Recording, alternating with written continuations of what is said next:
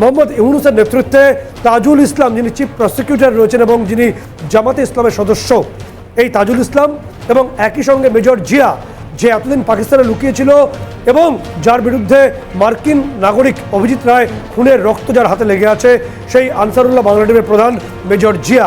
এই মেজর জিয়ার শ্বশুর হলেন নির্দিষ্টভাবে বিচারপতি মইনুল ইসলাম চৌধুরী, যিনি গুম খুন কমিশনের চেয়ারম্যান। তিনি এই নির্দেশ দিচ্ছেন ট্রাইব্যুনালকে হাতে নিয়ে।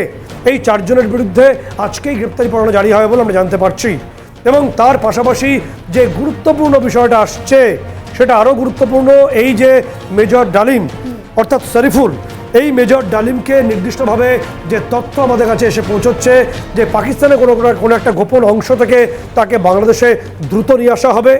এবং এক্ষেত্রে নির্দিষ্টভাবে যে তথ্য আসছে, যে আমাদের কাছে যে তথ্য উঠে আসছে, যে মাহফুজ আলম হিজবুত তাহরির যে নেতা এবং আইএসআইয়ের যৌথ প্ল্যান হলো যে ডালিমকে আগে বাংলাদেশে নিয়ে আসতে হবে।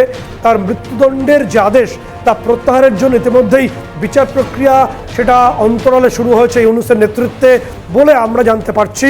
এবং এই ডালিমকে এনে মোহাম্মদ ইউনুসের পাইপলাইনে একটি পলিটিক্যাল পার্টি আসছে, যেটা সম্ভাব্য বাংলাদেশের রাজনীতির ময়দানে চলে আসবে।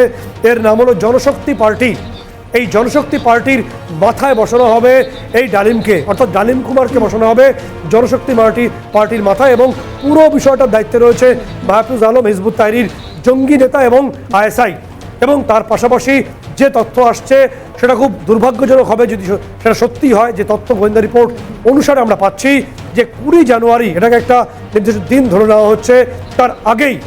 তার আগেই ওয়াকারুজ্জামান, যেহেতু তিনি একটা সৌভ্রাতৃত্বের বার্তা দিয়েছেন ভারতের সঙ্গে এবং অন্যান্য অংশের সঙ্গে, তিনি ডেভেলপমেন্টের কথা বলছেন, তাকে সরানোর পরিকল্পনা মোটামুটি চূড়ান্ত দিকে যাচ্ছে বলে গোয়েন্দা রিপোর্ট আসছে।